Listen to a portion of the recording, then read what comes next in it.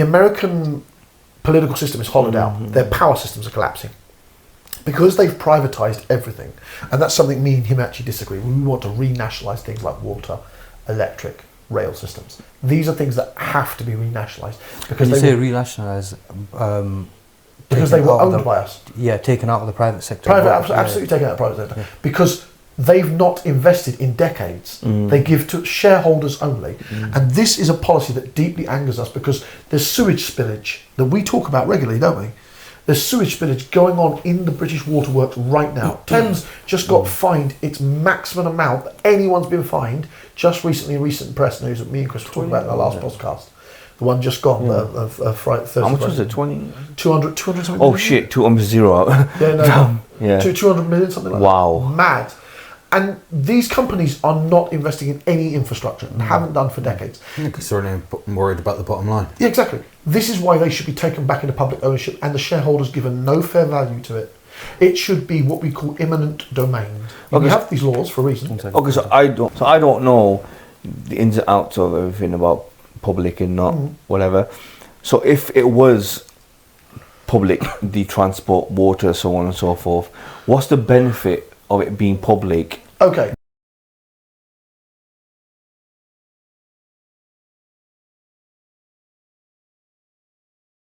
Welcome back, guys. I'm Brother Billy from the Braincell podcast. I'm Tristan from the Braincell podcast. I'm Yasha, Sean or John, depends on who you're asking. I'm Chris. We are the blue collar workers. And today we're going to be talking about the British intersexation of the Muslim vote in and around Britain itself and the British Ummah. And that also includes a lot of political talk as well. It does. So, as you saw in the intro, what Tisnan asked was a question which into public ownership. I could benefit from this knowledge absolutely. as well. Into public ownership, first and foremost, we're not paying dividends. Right. So there is an enormous level of money still left in the company to repair and rebuild, to reinvest into the waterworks. You have to understand the reason that dividends and money to the shareholders to these natural resources that were developed by your grandfather's taxpayer money. You as a Briton, if you're, I don't know how generational you are. I don't mean that as a disrespect. What I'm saying is, when your grandfathers went over in the 70s, when they were still publicly owned, they were invested. Now the Tories said they are slow, they don't respond well. That didn't mean, if I was back there now, I'd slap the living goddamn out of the Tories because the sale of these assets, they have not vastly improved since the 1980s to the 1990s. The infrastructure is that old. It's close to 30 years old now. It would also save us money on our bills as well. Absolutely. Because you're no longer paying dividends, so the bills would be what is necessary to pay the wages. And all other profit would be then ploughed into the facilities. So as the company set up now, up north of United Utilities, the company shareholders, the directors and all that stuff, they take the money from the company as profit. Yes, absolutely. And instead of them taking the profit, they will throw it back into the company. So instead of directors, what you would have is executors. Okay. And executors would be paid a standard salary. Yeah. Let's say a Northern Water Company, no more than £60,000. Right. And you can live on 60 grand. Yeah, easy. Easier. Yeah. Easy. So you've got an executor running the company. He knows he's going to probably die in this job. So he's at the top of his waterboard tower. He is going to retire in that position. Now that's not necessarily a good thing or a bad thing, but I think it's a stable thing. Okay. You've got all of his enablers. You have master engineers. You have power. You have waters. They go down all the way down the table. Yeah. What you've got is a vast amount of that money from the water, from the bills. You could slash those water bills in half, bringing it into public domain. So why don't they? Because it's deeply politically rooted in Thatcherism. The ideology that you should sell off. No state should be small. State shouldn't financially own anything. We wouldn't be the owners. The owners would effectively be the general public, wanting it entrusted, held by the government. Yeah, that's too much power to give. That's what it is. The reason why is it's too much power to give to the people. It's too much power to give to the common folk. Yeah, but the common folk... Because we can then hold them accountable if something goes wrong. Exactly. Which is what they want but to this avoid. way, if it's privatised, no one can say nothing. That and the privatisation in Britain has utterly failed. There are points where private healthcare and private water, they're on country to country. Let's take Scandinavia an example. A place with a population that you could fit in Birmingham, and that's most of Scandinavia I'm talking about. I'm not talking about one country, I'm talking about 3 countries here. You can fit most of Scandinavia in Birmingham. in how small their population is. And they have free healthcare, they have free water bills, and these are all provided by companies that they have a wealth fund. The Scandinavian model cannot apply to countries with populations like us in France. What you need is private ownership of the public ownership of these assets to provide them a point of service. And the fundamental flaw with Thatcherism is that it has failed us. We have a barometer. Margaret Thatcher's power was 70 to 80s. The ideology is 80s, 90s, maybe late 95. The problem being is we can look back historically in our lifetimes. You know, you were young boys, I was a teenager. The entire effordation of what she has created has utterly failed. Private ownership of public assets has utterly failed, and it should be reversed. This is not a leftist ideology, because I don't agree with anything that's on the woke side, nor does Chris. In fact, we are arch centralists. We genuinely are. We believe in what is necessary for the British people. You can give a corporate tax that is beneficial to the corporation and to the people without giving them a back door to avoid it. That is one of the fundamental grassroots problems we have in today's society. Greed. Fix the tax. You can fix Britain and everything. You're right, and that all boils down to greed. Yeah, absolutely. It's all greed, because you get, for example, just in Blackburn, right? And this ties into the topic. I'm not going to mention names or anything, but there's a few food places that have opened. Everything down to a T, legit, right? The only thing they didn't have was a license to food license. Yeah. So, and I don't know why, through their own stupidity, they didn't get the license. So now the council had turned around to them and say, you have to shut down. So they turned around and said, what if we just get the license? So we pay a bit more, fair enough, because we messed up, and we pay the fines and whatnot. No, you have to close the whole business down. All because, and now this is the talk on the street. It's not official, but it's a talk on the street. These guys, the people in council are not getting their backhanded money. So that's why now it's, oh, you didn't give us our backhanders, so now we're shutting you down completely. Yeah. They could easily whip up a license and the fines, and they're happy to pay the fines. Yeah. But they're not, because they didn't get their little backhand. Of course. No, the corruption level, and these aren't just from your councils, these are councils down where we are too. Gloucester Council is megally incompetent.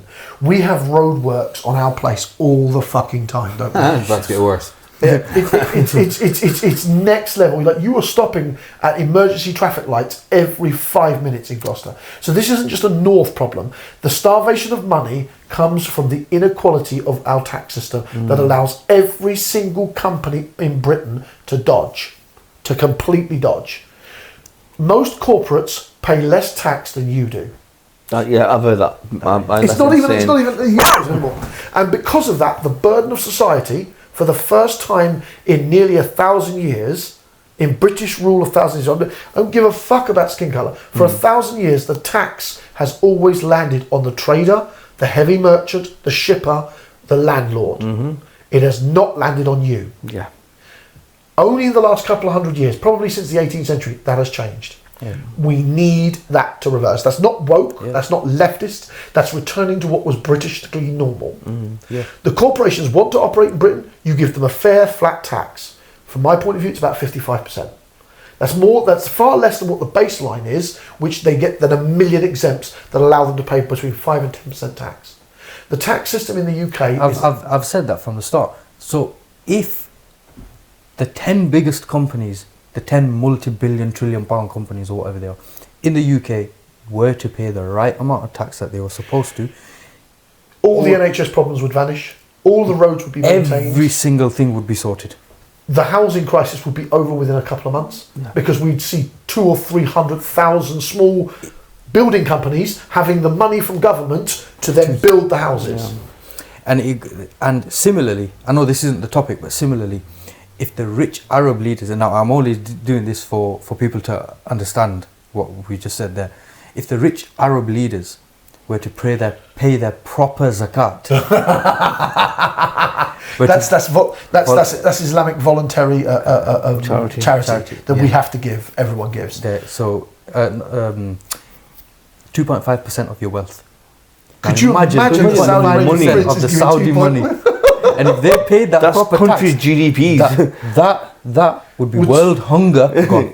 No, that alone would be world hunger. No. If the Arab lords gave up their actual proper zakat, they would probably solve almost all of the internal problems in most of the poor Muslim countries in the world. And from the time of our Prophet 1400 years ago, there was a time where zakat was it's still mandatory for Muslims. It was given to the people in their vicinity, right? There was a time where people had money and they didn't know who to give it to because there's no one poor left. Because everyone was paying the proper zakat. So an example, charity. Let's take an example. You're a Christian living under the rule of Muslims. You're poor, you can't feed your family. These merchants have to now feed you. Yeah. You're Christian. That's a moral obligation. Yeah. It might be embarrassing for you to ask, but the Muslims wouldn't even think twice about it. Food would be coming off carts, your clothing, everything, because it reflects on them as the merchants of this area. It's an obligatory act, so you have to do it. Every Muslim every year has to give, and if you're of age, so past puberty, and you have savings, even if it's £100, you still have to pay 2.5% of that £100 into charity. Yeah. It's an obligatory act. If you saw the way that the Muslim system was, I would definitely think that you would think it would be beneficial to the British people. It genuinely would. Of course, it would fix all the problems. Yeah. If we stuck with Sharia and how we give zakat and sadaqah and people, this is an important it point. would fix everything. The Sharia is not what you think it is. What the Western media paints it as is not what. Let's take an example. All they see as is chopping hands and stuff like that. So let's give you an example. I'm going to be quite fair here. I'm pretty certain that my understanding of the Sharia is different from probably these two gentlemen. They probably have a similarity, and that's within just the United Kingdom. It's going to be slightly different. We have different views. I'm a Malakite. I have a community-based understanding of fiqh.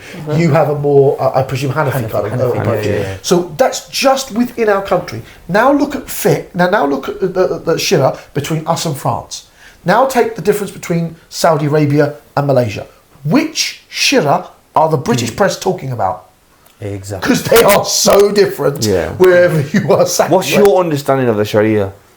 First I've heard of it, to be honest. Okay. Like Islamic law? Islamic law, very little of it. Yeah, so the typical English, British understanding of Sharia is literally Muslims want to come here, they want to take over everything, everything is Islamicized, and chop your hands if you're stealing, gauge your eyeballs out if you're looking wrong. Like kill women and whatever. That's got nothing to do with Sharia. That was 1400 years ago when times were different.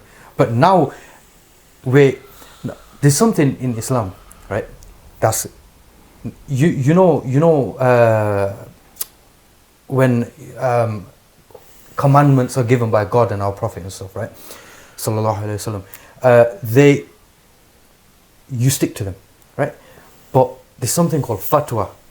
Now each scholar in each time is allowed to give a fatwa depending on the situation of an individual or a country or whatever. Or the society within. Yeah. So it's not like, we're not saying that Islam can be changed like Christianity or other, but we're saying the you law can is accommodate to culture. little things. You can accommodate to little changes within. As long as it doesn't change the base of the religion, you can still accommodate. So for example, insurance is not allowed in our religion. We're not allowed to take insurance out, right? But the land that we live in requires insurance. You can't drive a car without insurance. It's illegal. Yeah.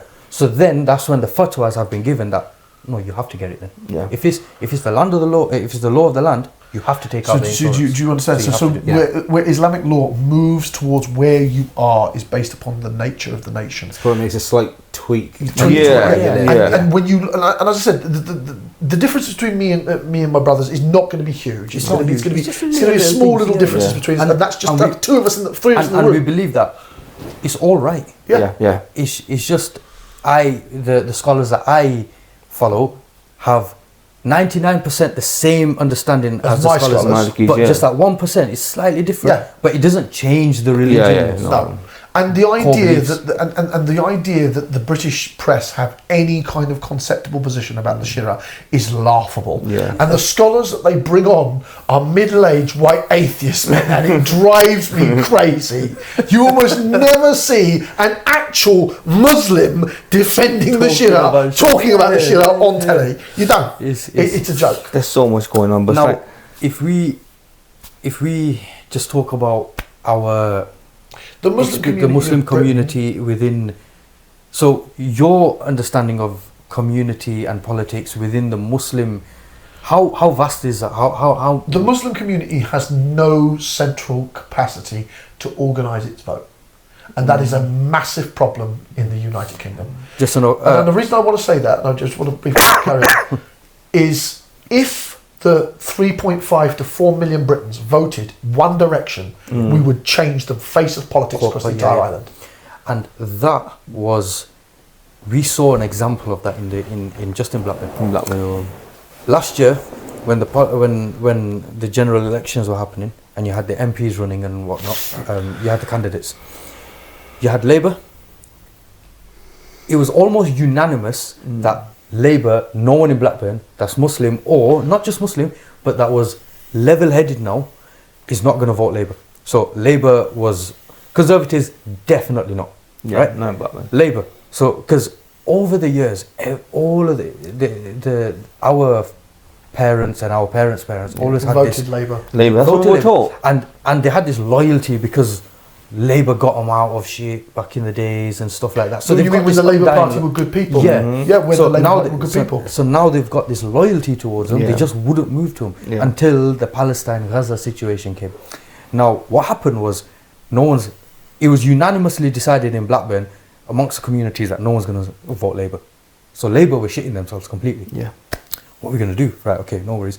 Then there were 3 independent people that came up in Blackburn.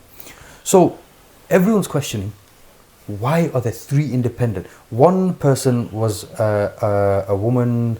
We did a podcast with her, right? Okay. The other one was Craig Murray? Craig Murray. Craig Murray, yeah. He is not from Blackburn. He's a diplomat.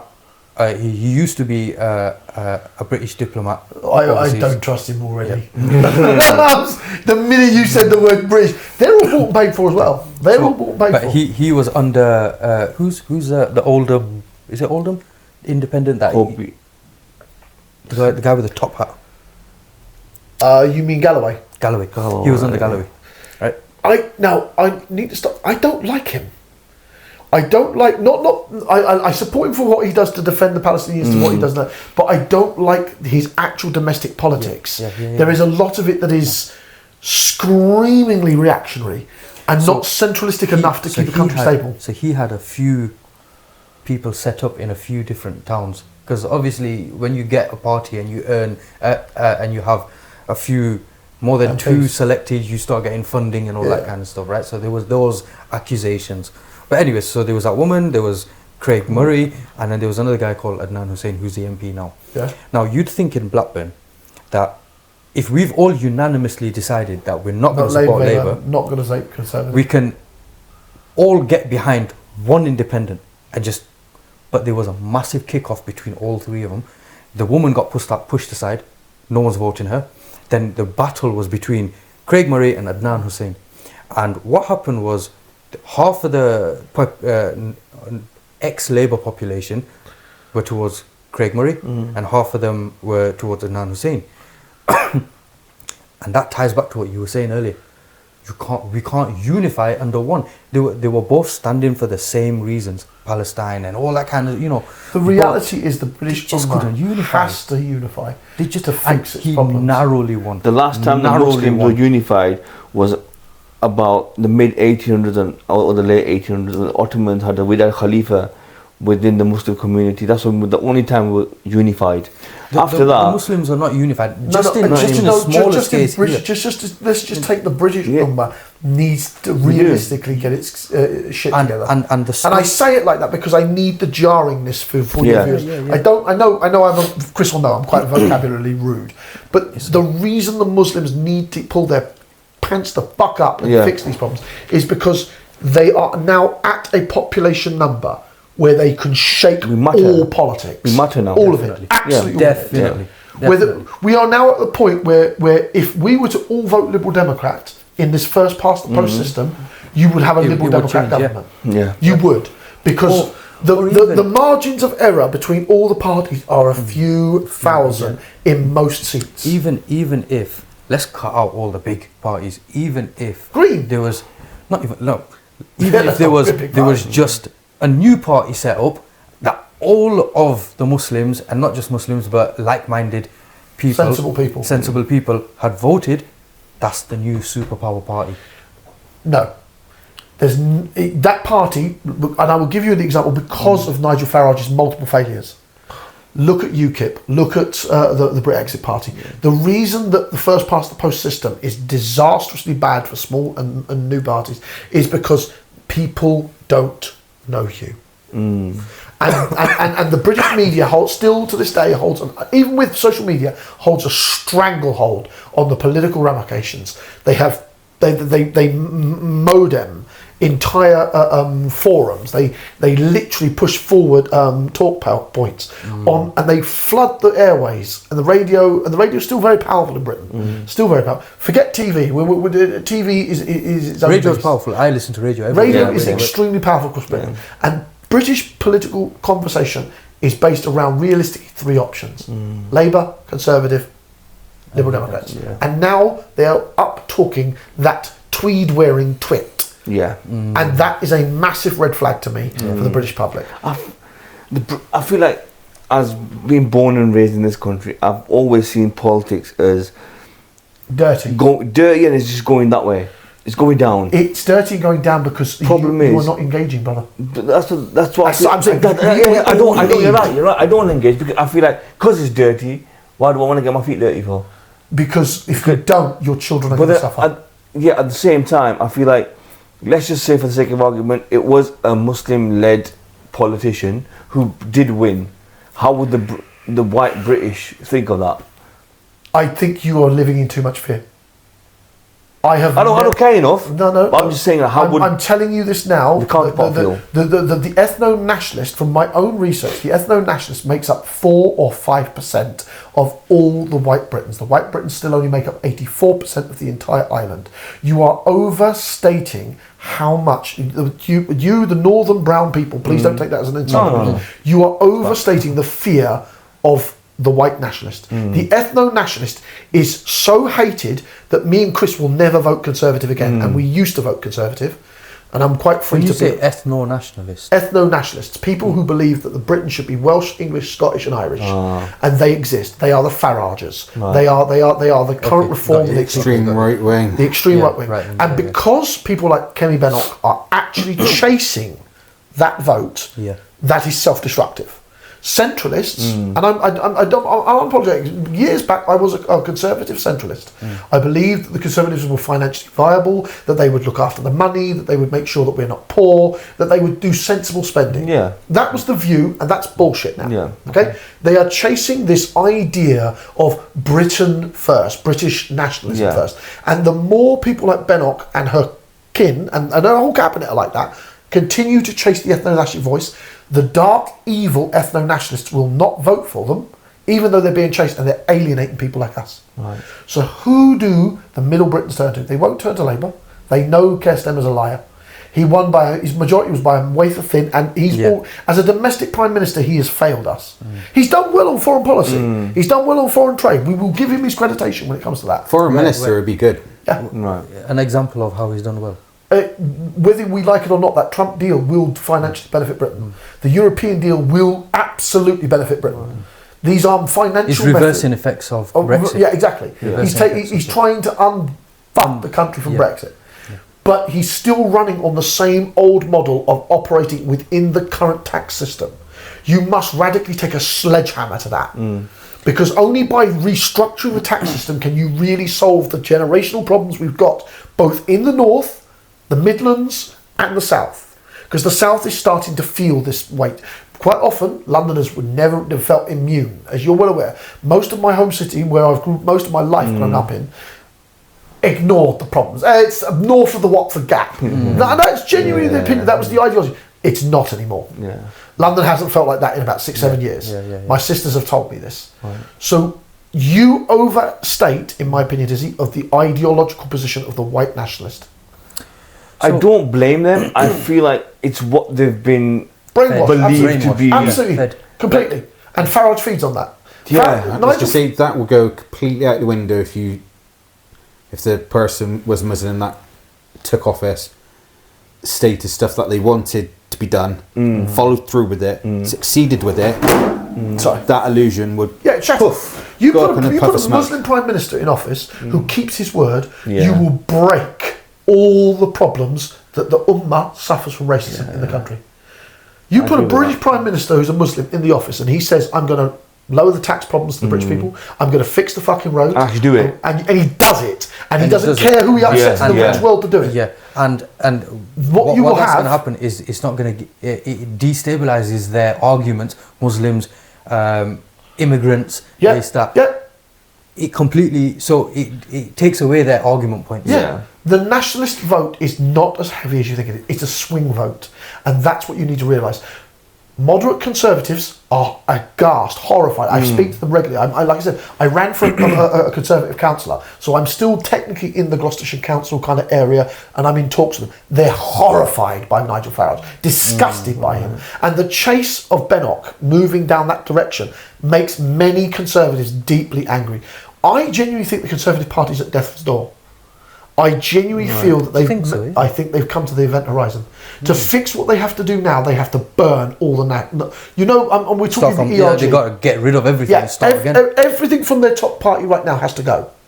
Bennock, all of her shadow cabinets, the whole lot. And they need to have a one nation stand up and say, and it would be the shock value, Brexit failed. We should go back to Europe. And if they're not saying that though. No. If a Conservative leader said that, he could win an election. Because he'd be showing honesty to a mistake. That's what we're lacking, honesty. Yeah. Within the parties. Like if we did have a Muslim MP who was running for Prime Minister and we shattered all the images, everything that they've been told about Muslims, and we got a foot in the door and become MP, Prime Minister, PM, like you said, we would be able to show a different side. Absolutely. And fix everything. And stick to our words. Fundamentally, I think one genuine believing Muslim Prime Minister would solve so much, because he would stop paying attention to the outside world. True. For example, right, if you look at this, I know it's a completely different avenue, but you know Ofsted, the new guy that runs Ofsted, is a Muslim. Yeah. Oh, yeah, I heard about that. Yeah. He's a Muslim, and not just a Muslim with a big beard as well, right? And all the press is kicked off about it. Kicked off. But how much has he improved? If you just look at his stats and how he's improved, he used to work. He was the principal, I think, of one of the major Islamic institutes in Blackburn, and they used to run under Ofsted. So it wasn't just Islamic Institute. They used to teach English, history, geography, all that kind of stuff, GCSEs, all of it. That school, from when he became principal to now, is in the food world you'd call it a 5-star Michelin chef restaurant. I hate that system. but you know what I'm saying? He's become top tier school. Everyone in Blackburn is trying to get in. Even non-Muslims are trying to get into that school. That's good. That's good. That's the example. And he is now doing the same thing with Ofsted. Yeah. So imagine, but he's getting so much pushback though. But of course. But you've got to take the pushback. You have to take it. You have to take it. You take it on the chin, and I think he will. I think he will stand his ground on that one. Imagine, the more you fix it, the more you show that we're not these two-dimensional monsters that the press want us to make us are. The more you emphasise the complexity of both the British Ummah and Tizzy, I'm really glad you mentioned about about your fears involving that, because I think it's a very clear point of view that. And please don't be offended by this. The brown community have this fear. The ethno-nationalist is not as powerful as you think he is. He blows up his chest like a peacock. His feathers go out. He makes a lot of noise. But genuine conservatives are disgusted by him. And it's those people that we need to target to change the minds, not the ethno. Yeah, you're never going to change No, that. no. And that's it's why centralized conservatives. centralists, Yeah, those are the people that are able to think, Fix the country. Yeah, and And we they can want to fix the so country. if the Muslim voters and the Muslim runners go to Them, these integrate people, with them, talk to them. and that's the problem we were having in Blackburn right now. For example, and because we're talking about the thing, Blackburn comes up a lot in this conversation. Now, when certain people were running for, when both of them actually, Craig Murray and Adnan Hussain were both running for MP, last year, they were doing door to door. Yeah. 99% of their door to doors were in Muslim areas. They didn't go to any of the white areas. Only now and then. And it's like, so you've already got our votes. Yeah. Don't concentrate on us. Go and concentrate on the other people where you can change their minds from Labour or from Conservatives or whatever. Change their minds. Don't change our minds. You've already won. I feel like all the white British people need is a conversation. Yeah. And maybe sometimes they'll be stuck. The older generation might be stuck in their ways. Fair enough. We can't change everyone. Look, I will tell you this now. You have to, because the British older generation are just getting larger as a group demographically. Yeah, that's true. You can't avoid that conversation. So that conversation needs to be had. Yeah. You need to sit down with the elders. All we have to do is just explain how it will benefit them. Yeah. Once you do that, focus on the one area which you know they are concerned about, yeah. but you know you can help with. Right. Focus on that point, you immediately win that generation. Yeah. But the easiest, but then you must follow through with it. Absolutely. That's the key, and innit? I think the most reasonable position there is that the winter fuel allowance is such a lightning rod. But I hate that. I know. It's such a lightning rod. But the reality is, you need to do more than that. Go above and beyond that. Yeah. So the winter fuel allowance being reinstated wouldn't be enough, in my opinion. If I was to speak to the white elderly British, I would say to them, winter fuel allowance, completely unquestionable. That's you've worked, you've given us man. It was for this. Come on. On top of that, free bus services. Yeah. For everybody, unquestionably, under any circumstances. Free train services, so you can travel. So you give the elders freedom to travel across their island, and you make sure that their homes are empty. And you're also looking at and there's something new that one of the pensioners told me. They're starting to tax pensions now. Yeah, I heard about that a couple of months ago. Violent. Yeah. Absolutely fucking violent. That's horrible. If your pension goes above a certain threshold, it's now taxed. Yeah. you're taxed. You can fix this by fixing the tax system. I keep saying this because, as I said, there's over 115,000 pages of tax exempts given to hundreds of companies. When I retire, the amount I've got set up for my retirement, I'll be paying tax. Move out the country, mate. And that's all Don't tax change. money. It's not. It's already been taxed. It's all taxable. It's already been taxed, and I'll be taxed again on it. This is why I'd move it. Because you can't I'd- get taxed on shares. I'd move it to shares. Literally, In ISAs and Yeah. because that's just coming from the pension I got from my workplace and the state pension. I will literally almost double the bracket. I've looked at mine recently, and I'm only just under it because I've been in. Even though with the education I've got, I've always been in food trade. I played into mine to make sure that I was settled, and I far exceed the bracket. And the bracket isn't that hard to exceed. That's the problem. What's the limit on it now? I think it's 195,000, something like that. Pot in. Yeah, no. Look at your face as it all. You're the mechanic. You come from a trade craft. That's going to be hard for you not to break. I'm telling you, you need politicians who need to start the biggest problem, unquestionably, the Muslim community needs to understand the biggest single problem in Britain is how the distribution of tax is modified, and how companies, Google, Amazon, those dirty bastards at Amazon, how they treat their workers. Horrible. Am I right in saying that the tax came from Umar radiallahu anhu? Do you know? British tax system generally came from the Normans. just the first. No, the first tax system is Chinese. Oh, it's Chinese. Yeah, no, it's much older. Long ago. We're talking around minus 3000 BC. With the original Chinese, China has money going back there, taxes back there, huge go. Yeah. Almost, I can comfortably say, almost 40 to 50% of all ancient technology comes from Asia. Yeah. And most modern technology, more than 30% of it probably comes from Asia again.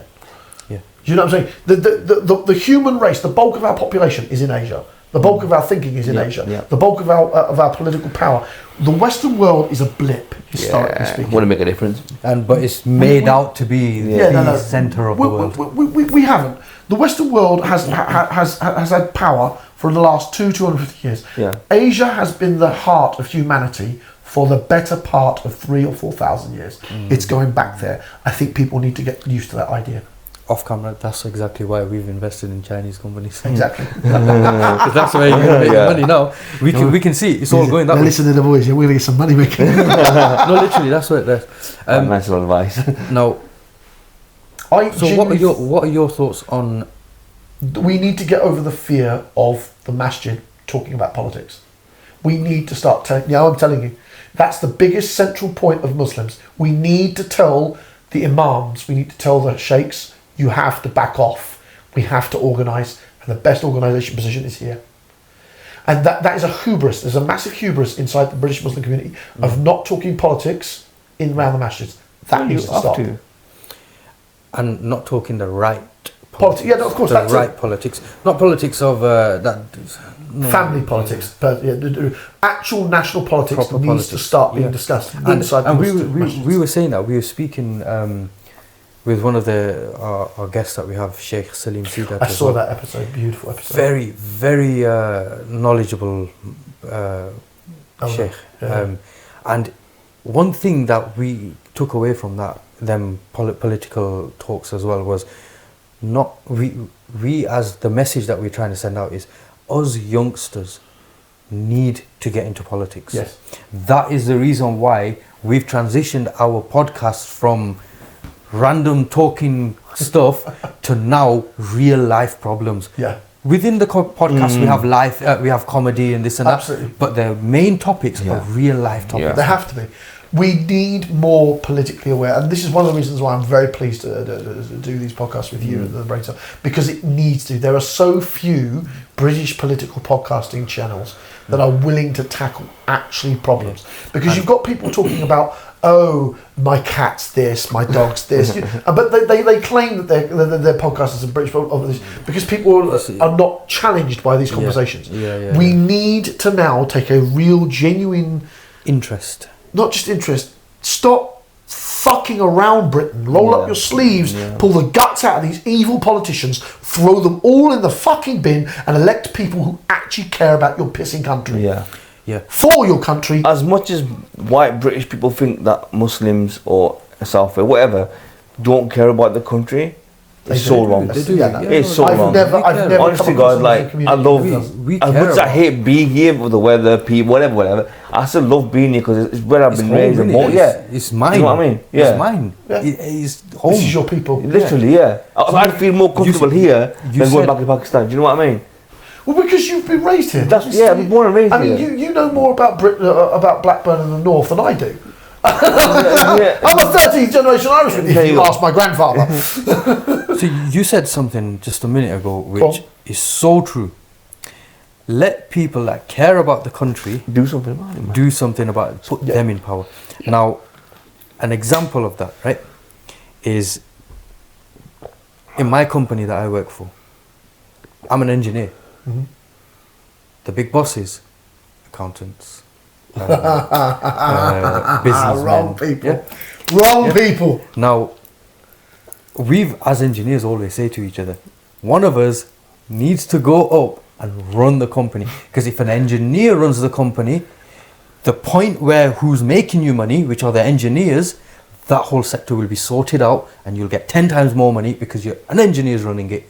Obviously he'll have business, trade and all that. But an engineer knows the problems. How do you fix the NHS? The answer to that is you take surgeon generals in a room and you get them to fix the problem. You tell them what they need and then you provide for it. How do you fix the roads? You get road engineer and road designers to sit in a fucking room and fix it. It's not very hard, is it? How is an accountant going to tell me how to do my job? Do you get what I'm saying? Yeah. Or vice versa. How am I going to go to an accountant and tell an accountant, do it like this? The scary thing on a tangent, accounting as a human being will not exist in 15 years. You think? AI will annihilate it. AI is already starting. The programs that are coming out now. They are already laying off hundreds of certain types of accountants in London right now. My brother-in-law is in Went to a accounting. degree. It is gone. The business, that My industry uncle's is an dead. accountant, and I remember this conversation I was having him. And the problem with that is you cannot lay off that industry without solving the tax loopholes that exist in our country. And moving back towards your point about putting the right people in place, you need to stop electing populists. Yeah. Britain, and especially with the British Ummah, the pretty boy, you know, the Tizra here, you know, the example of the Muslim right man here, you can't elect people like that to do, let's say, running, I don't know, a power company. Yeah.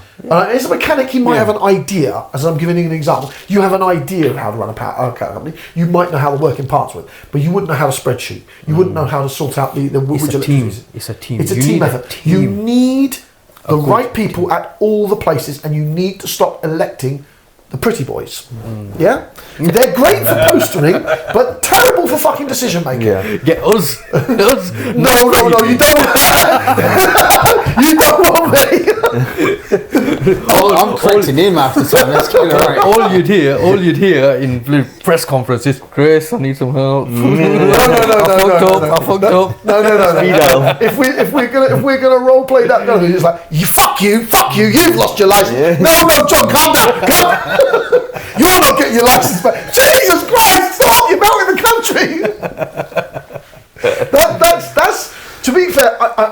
Part of me is scared of the idea because there is a long-term plan that me and Chris, when our podcast will make, we are determined that it will make.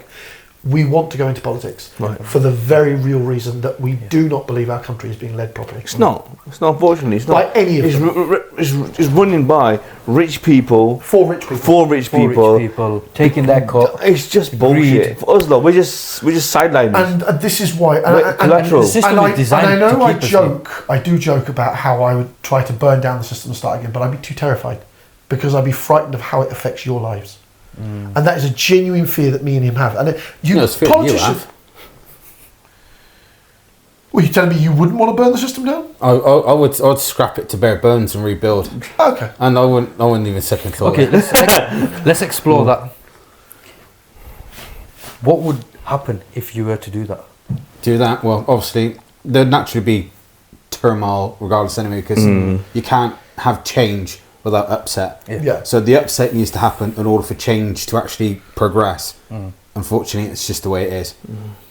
It's the way of everything else. In order to get what you want, you must Radically fix the system. You must destroy to create. Yeah. It's even within nature, destruction happens, it creates new life. Yeah. So it's going to happen within the politics system. First off would be the tax thing. I would literally turn around and just take the main rules, the main structure out of it, then the rest, rebuild, and literally change it probably to no more than seven key points. That's it. And you'd see that change happening within a couple of months. Because there'd be turmoil. Accounting companies would collapse. You'd see the benefits of them changes happening just in a couple of months. No, probably to the next tax year. Because if you make a radical tax change, like shifting that, the knock-on effect won't come till the April pay increase. Because what happens is most companies don't pay their taxes. They don't pay any of their taxes. It would take at least 2-3 years for it to be fully up and running. First year would be testing chaotic. The bugs, testing the bugs, fixing the problems. So if anyone was to watch this and to take away one thing from this would be that the tax issues in our country are the root cause of almost all of our major problems. It is the one thing me and Chris talk about all the time. The tax system is what is causing all of your ails.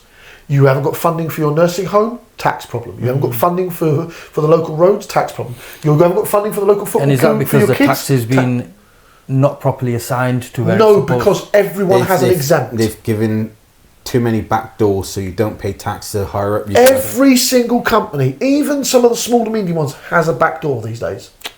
And if corporation are not, like I said, for 200 years, we've had this lopsided system where me and you have carried the burden instead of the corporate world.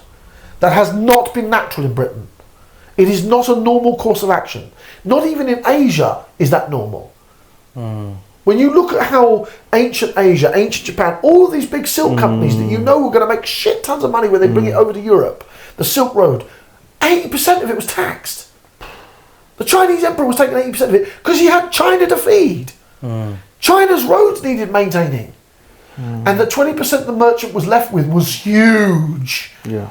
This is what you say. If I take 80% of an $800 million business, it's still making 200 or 100 million fucking dollars a year. That's still a profit. Yeah. This driven towards always ever increasing gain of profit for shareholders is insanity because it damages the societies they're in, and places like us have to fix them. It needs to be a balanced system. Yeah. Fair amount of tax for us, fair amount of tax for the corporations. And ones they can't wiggle out of. And no backdoors. No backdoors whatsoever. No backdoors. But then that means rewriting the tax laws. Entire system. Yeah. Hundreds of years. No. One law. Laws. No, one law. I've had this conversation. One law. We, the undersigned of the British people, do declare all other tax systems unquestionably outlawed. One law. Table full of law, kick, burn. Yeah. Build new system. Yeah. Now, in that regard, I agree with Chris about burning that part to the ground because of the amount of exempts. So that includes the ancient banks. That's what I mean. Yeah. The ancient legal. Hence the reason why I said take the main points Structure. which support everybody. Chris, who's a money's man himself, would take all the legal requirements to build a tax system, pull it out of the system, and then you just write one law. All tax passed from here will be decided by this Act of Parliament, because the bedrock of democracy. One of the conversational positions, one of the bedrock of democracy is no standing government is bound by a previous government's agreements. That is one of the base principles of democracy. So Tizzy decides, he elects himself on a campaign of, I'm going to provide free food, bed and water for all the elderly. He gets elected. You can't afford that, your government collapses. John comes up and says, I will make it sustainable by a means test. My method, I am not bound by your agreements. That is the raw basis of democracy. So I am not bound, in my humble opinion, to any part of the current tax system, because it does not benefit you, me, your wife, your kids, anybody in your community. It doesn't benefit 96% of the entire British Isle. And that needs to be said every day. The tax system does not work for you or me. And it's why the reason that people like nasty men like Nigel Farage are riding that ticket. Yeah. He knows it's a button ticket, and people like him want to spill it out. I'll cut the taxes. No, he'll cut the taxes for his friends who fund his party. That's the taxes he wants to cut. Yeah. He's not cutting your taxes because you've got to pay for his. The day he gets in power, He's the not day gonna, this country's fucked. He's not going to, like they said, them people only make up a couple of percent. The only people. I think you'd be surprised. No, stop. Because I can hear the grief and fear. Let me explain something to you. Nigel Farage appeals to only one section of the greater Conservative Party. Okay, not ignore the councillors, ignore the bloody MPs. Okay. The general populace of those who vote Conservative, Nigel Farage applies to a tiny minority of them, and the ethno-nationalists on top. The combined weight of those can't exceed more than about 8 million Britons. Okay. 8 million Britons have never carried in one direction such a radical change, because we've had 8 million people supporting Obi-Wan Kenobi, the far leftist. I'm forgetting his name now. Jeremy Corbyn. Oh, Corbyn. Jeremy Corbyn had one of the largest Labour leanings left you could ever possibly have. But because his policies were so left-wing radical, it alienated the centre of our country. That you cannot alienate the centre. Tizzy, I'm telling you this now, no amount of right-wing rhetoric will put Nigel Farage in 10 Downing Street.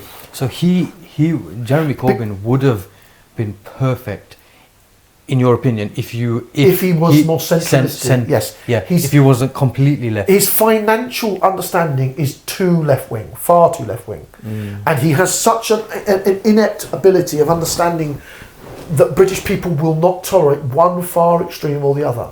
We've never elected a far right-wing person. Nigel Farage and almost all of his party and the infrastructure under him are entirely right-wing, ultra right-wing. The Central Britons will not tolerate it, mate. And Central Britain, that's what makes up most of the population. Yes, of course. Tizzy, even if by first past the post system he gets 50 MPs, outside the realms of what is, he is never going to be Prime Minister on that I ticket. hope not. Everything he spews is just Of course, absolutely, vile. absolutely. But that's the thing about Nigel Farage. He's appealing to a very tiny minority of our island. And I need to stress that most Britons, 90% of the British population, despise him. Yeah. Even Conservatives. I've spoken to tons of Conservatives. You're talking to an ex-Conservative wannabe councillor, an ex-Conservative voter. No one likes Nigel Farage in the general centre of the Conservative Party. Yes, he appeals to an element of the Conservative Party, but that element is not enough to swing a vote to get him to be Prime Minister. Because all a centrist knows, if he gets in power, he'll cause more harm than good. Absolutely. And that'll be within the first couple of reason. months. That's the fundamental reason why Jeremy Corbyn lost. Because he the was too far on that centralists side. were too far on the left. You take the measurement of that. I know many of you thought he was brilliant in foreign affairs, but his domestic was horrific. He was going to nationalise entire companies, banks included. The issue I'm seeing slowly is, right, the Muslim population and their votes don't think politically, they think, what's the word? Religiously. That, but emotionally. Yeah. They think emotionally rather than politically. Because we all, and I still do love Corbyn, right? But we all saw Corbyn as the future Prime Minister emotionally, because of our emotional attachment to him, because he loved Palestine and all he's that a kind of stuff. beautiful foreign secretary. Right. As I said, the same thing I said about Keir Starmer when it comes to business. But He'd make an excellent business secretary or foreign secretary. They are both inappropriate. You cannot have someone like that in the centre of the country. Yeah, because we're not thinking too politically. Yeah. We're not thinking politically. Politically, people on far left and right do not operate. Yeah. They don't. They just, the British people have rejected them. And this is why, Tizzy, I think you're worrying too much about someone like Nigel Farage. He is not going to make because I see people. You racists are the loudest people in the group. Yeah. But then there's only a handful of them. There's only a handful of them. Yeah. Because I've been to places, Cumbria area, where there's predominantly all white people. Yeah. 99.9% they'll be white people, but they are probably the nicest people I've met. Yeah. Do you know what I mean? And then I come down here and I'm like, I'm working, I find someone, I see someone, he's an absolute mess. Yeah. Like, you wouldn't want to have a conversation with him. But it's like, that one person reflects. It shouldn't do. Yeah.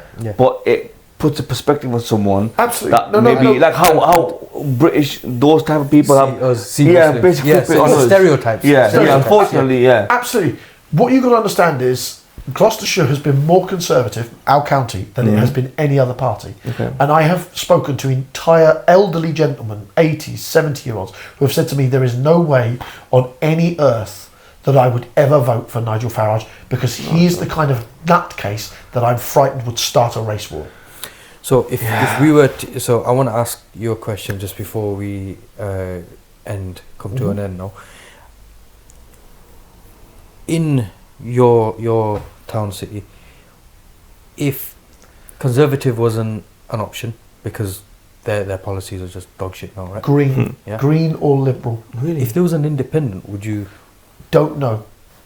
Depending on the person. That depends on that individual. That's a very critical point of view. Is the person charismatic enough to draw it? And I don't like their policies and I don't like charismatic leaders. I'm sorry, because they don't make great politicians.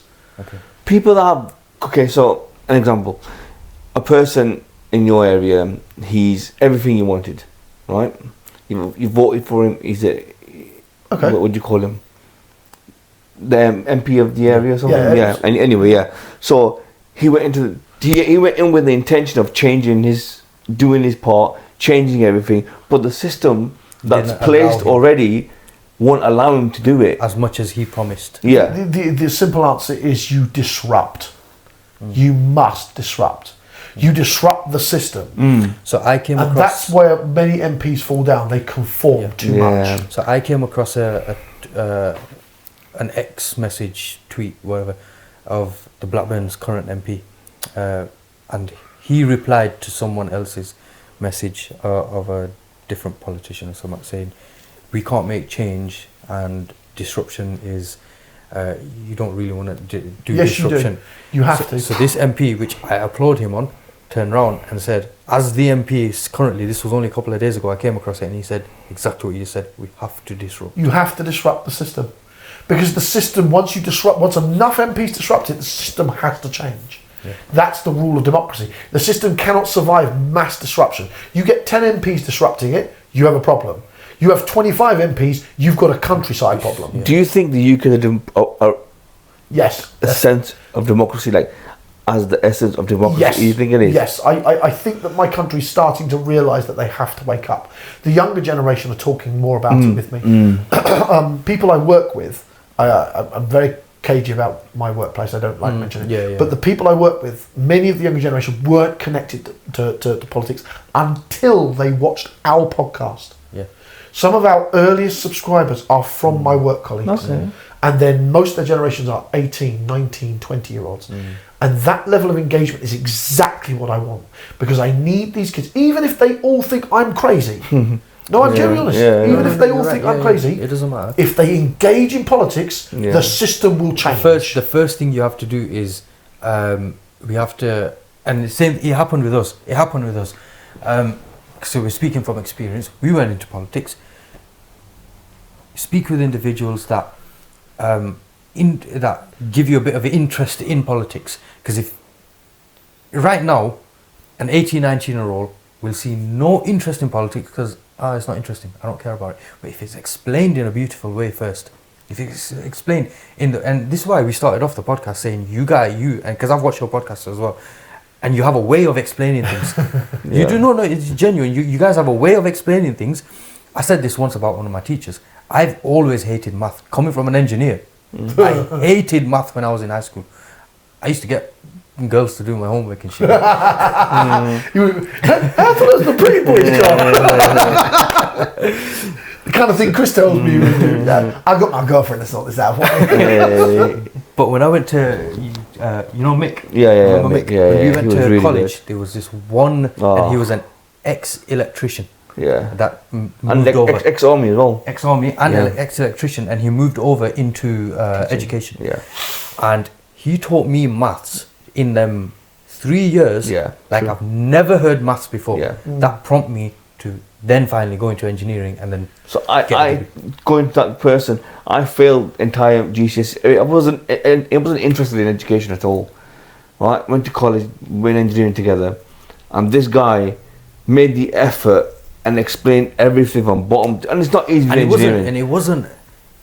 Like how teachers. And not just like the maths now, we're talking in anything, so it could be politics, it could be geography or whatever. Well, yeah. It wasn't just textbook kind of teaching. No, you can't It teach was that. personal level. They engaged with us on a personal level. Yeah. That's what we do, isn't it, Chris? We try to engage people on a personal level when we're podcasting. Yeah. The idea is you have to reach across with these political points. And that's what we try to do in our podcast. The reason why, because we understand that our demographic that watch is either our age or slightly younger. We don't really get slightly older, so we try and add in certain words and certain things that they can relate to. Comedic jokes within the topics that they can relate to. It's all about getting the person interested first, and that happened with us with politics. We spoke to a few people on camera, off camera as well, and we were just, that's it. And I would never have thought in a year's right now in 2025 we'd be talking politics. Never would have thought it. We have here to. we are. To fix Britain now, the British population, all of us, you, me, Chris, we all have to start engaging in the politics because now. At the end of the day, we need to stop looking at this as just Britain, and we need to start looking at it like it's our home. It is. It's home. Everybody has to start taking stock of what's going on. Both votes, both against votes, the ideology, and Tizzy, you do, and I love what you've done here because you have shown the vulnerability of the brown community. I don't mean that in a disrespect. No, because of their fear of the nationalists. The nationalists are tiny. I cannot, as a white man, stress this enough, how small they are on the rump end of the Conservative Party, but they are the fucking loudest. Yeah. And that's so true. It is scary for many people in that regard who aren't white people. They need to be stomped on. And I think that the centre of my country is slowly waking up and is about to kick the living shit out of Farage's group. I think the next couple of by-elections you're going to start seeing a turn as his party starts to disintegrate, because he's never successfully won a the UKIP party fell apart. All of these parties have fallen apart. That is the example you need. This is a man who has failed at leading Reform parties. is just going to be another one of those. Yes, It's a death touch. Everything he touches just dies. I mean, that's his What is nature. it? The Grim Reaper, isn't it? The political reaper. And the fact that the Tories are chasing him is, in my opinion, almost a death blow to them. Yeah, and it shows exactly where the Tories are going as well. They're And gonna that's be why heading so down that. much of my country will not be. I don't think we will see a Tory government again until we're OAPs, or if ever. They are coming close to terminal decline because we had 14 years of mismanagement. Yeah. 14 years of horrible. That's enough to alienate an entire group of people and say, right, Whole generation. A whole generation. Whole generation. And then to have leaders still chasing the same and Storm, what Storm was doing, is heading down the same path with Labour. He's a liar. No. He's a liar. I got to be careful about that, because and the reason I say no is because he's done the financial benefit of those two trade deals. You cannot underestimate how they will have changed, because we're coming out of Brexit. So stop thinking that we are not in a bare bones Brexit exit. Once we get back to when we were teenagers, So are you saying financially, for the next I think 20, 30 years, it could be Labour dominated? no. Labour will not be able to hold on to power. I think the first part of the post system is going to collapse. I think we will come into a form of representative democracy. There will be an unfortunate, because of representative democracy, there will be a growth of a small surge of Nigel Farage's party. That's going to happen. But there will be a lot more powerful movements in Green, in the Lib Dems, in smaller parties that are up and forming, because people will start voting for what they are, and the centre may pull itself slightly. It will move from centre right to centre left, and the left will generally benefit from this. The right will still have a voice, but I don't think the right will have a national power again for a very long time. And in conclusion, that is what our political experts have to say. Did you say political experts? Political analysts. Listen, if I don't see- we'll go with analysts. What's it? Experts. Experts a bit arch. We're more in tune than some of our countrymen, and I think more of our country needs to be in tune. But I feel like, the younger generation, the millennials, whatever you call them, the Gen Z. You're millennial. Yeah, I'm a millennial. He's a millennial. I'm a Gen Xer here. Do you know- I'm the old man. So like I get confused those as people, well. yeah, I know, right? So those, I know, it's just the way they count teenagers / adults, like between 17 and 25 ish, yeah. whatever. Those lot, Gen Zs. I feel like they are opening up. They're different to their parents. They're becoming more aware than your millennial generation. Yeah. Yeah. The millennial generation Our is parents' not. generation. But if that's not, if that awareness isn't kept, how do I say? No, Retained. as long as Retained. yeah, It could go too far left. Or too far right. yeah. No, I don't think you go too far right. No. I think it might just the go Andrew too far Tate left. cult is fucking huge in our youth. That's something we might want to talk about. Like, you want to consider talking. Yeah, The yeah, cult, yeah. not just white people, Yeah. but amongst the young British Muslims, that cult is dangerous. And I do think I encourage your sheikh to talk about him because he's going to do it from a scholarly point of view, which I can't do. Yeah. I would advise you to say to him, please talk about Andrew Tate's cult status, because it is dangerous to the young ummah. But on a side note, whatever, with his views of whatever he believes in or whatever, I feel like it's just show. That's it.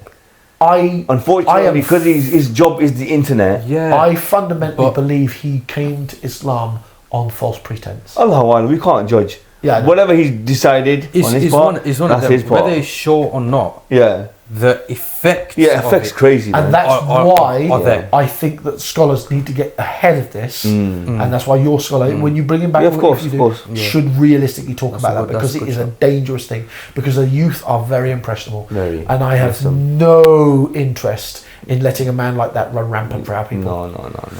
Anyway, it has been a pleasure, Chris. And that's indeed. It's been. Oh, definitely we'll do this again, but this time we'll come down to you. Yeah. Thank you very Absolutely. much. Our studio would love that. For full reference, our studio's in a nunnery, in a disused nunnery. Is it? Yeah, no, it's in the basement of a disused nunnery. Oh wow. Okay. Yeah, no, a very ancient building. I think it's 14th century. Wow. Nice. Yeah, You should do a tour. Yeah, absolutely. You should do a tour on one of There's your a, podcasts. there's a part. There's a school we can't go to. Okay. Because the school is still part of it. Oh, okay. But the nunnery used to run the school, You should do it. and then they You should sold do the nunnery and it. In everything. one of your podcasts. You should do a tour of it. Yeah, You think we should probably do that? It's not a bad idea. Run the tour around. do a quick tour? As long Is as it a we can- big place? It's a proper nunnery. Is it? The grounds of a proper Yeah, nunnery. yeah, It yeah, has yeah. a school on it, it has Oh, school wow. grounds, car park. That's smart. Part of it is now housing, so I'm not sure if we can do much of a tour. Yeah. That's the problem. But the part we rent, we sublet, it's down in the wine cellar. And one point of historical fact that I think we should leave at the end of the thing, there was a point in history where no man had stepped foot in that cellar for 150 years. Bloody hell. Well, that's not good. Yeah. No man. After the initial construction of the nunnery, where the sisters would retreat to religious reasons, no man went down in those particular cellars or in those dark areas or the quarter areas for more than 150 years, and that includes priests. That's insane. That was a point of Britain only a few hundred years ago. And they moan at us about separation of the sexes. A'udhu billah. Been a pleasure. I hope you've enjoyed the podcast. Yeah, absolutely, And, so I hope you leave your comments. Subscribe to their channel. Subscribe Blue to collar ours. workers. All of mine. Yeah. You owe the brain cells some love here. And likewise, Yeah. right back at them. Assalamu alaikum wa rahmatullahi wa barakatuh. Salam.